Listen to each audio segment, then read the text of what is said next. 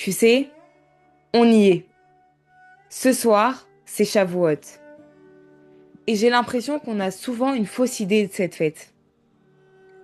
On pense qu'on va juste commémorer un événement qui s'est passé il y a plus de 3300 ans.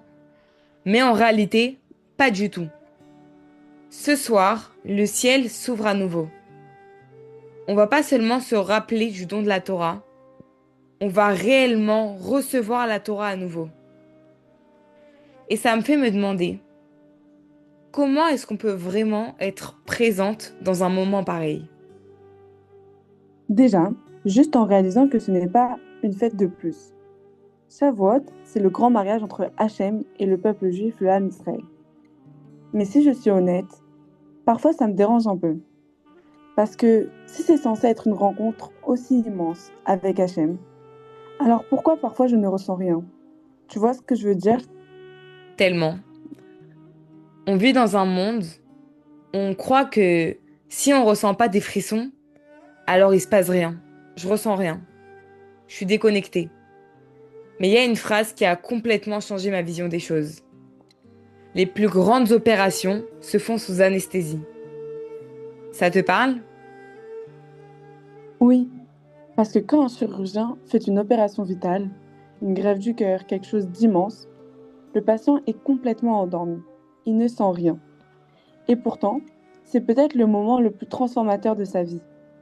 Le fait de ne rien ressentir ne diminue absolument pas la grandeur de ce qui est en train de se passer. Et parfois, Hachem agit exactement comme ça avec nous. La Torah transforme notre neshama, même quand on se sent endormi. Mais justement, ça me fait penser à quelque chose d'incroyable dans une sira du Rabbi sur Shavuot. Tu connais l'expression Kol Gadol Velo Yassaf? Oui, la grande voix qui ne s'est jamais arrêtée. Mais il y a aussi un détail dans le Midrash qui m'a toujours intriguée. La voix du Sinaï, la voix de Hachem sur leur Sinaï, n'avait aucun écho. Comment cela est possible? Justement, le Rabbi explique que si cette voix n'a pas fait d'écho, s'il n'y a pas eu de résonance, c'est parce qu'elle n'a pas rebondi contre le monde. Elle l'a pénétré. Il n'y avait rien qui pouvait la bloquer. La voix d'Hachem a traversé toute la création, jusqu'à la plus petite pierre matérielle et tellement inerte. Et quand j'ai entendu ça, je me suis demandé, qu'est-ce que ça dit sur nous? C'est quoi le message pour notre vie à nous? Waouh! Ça veut dire que même les endroits les plus fermés peuvent être touchés. Et honnêtement, parfois on a toutes des endroits qui ressemblent à de la pierre. Des moments où on se dit, je suis trop loin, la Torah ne rentrera pas en moi, je n'arrive pas à ressentir, ou la situation dans laquelle je suis, c'est pas fait, elle n'est pas adaptée pour la Torah. Mais si la voix du Harsnaï a pénétré même la pierre, alors rien ne peut empêcher la Torah de rentrer en nous, même quand on ne ressent rien. Et du coup, ça veut dire que chaque mitzvah compte vraiment. Exactement.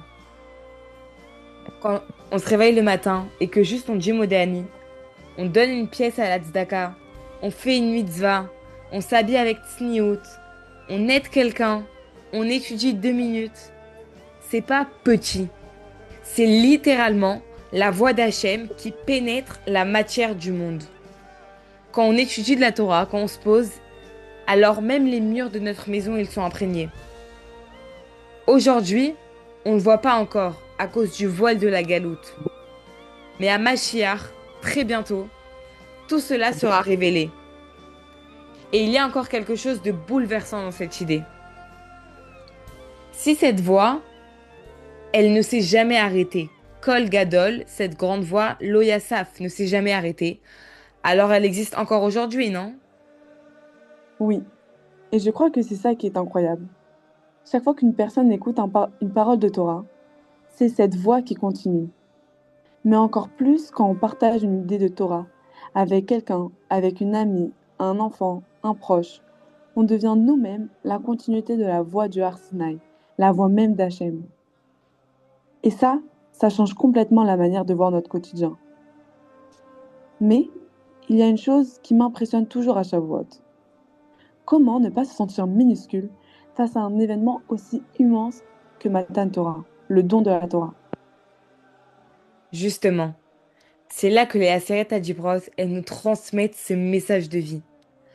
Le premier mot, c'est Anochi, l'essence même d'Hachem qui se révèle. Ça peut paraître énorme, et quel rapport avec moi? Ça a un rapport avec toi, ça a un rapport avec moi.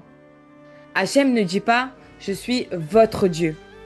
Hachem dit Hachem Elokecha, je suis ton Dieu à toi, ton Père à toi, au singulier. Hachem s'adresse personnellement à chaque juif, à chacune d'entre nous. Et ça veut dire que quand on entend les Aseret Adjibrot à la Shul, Hachem parle directement à chacune de nous. Avec notre histoire, mon histoire, ton histoire, nos combats, nos doutes, nos victoires.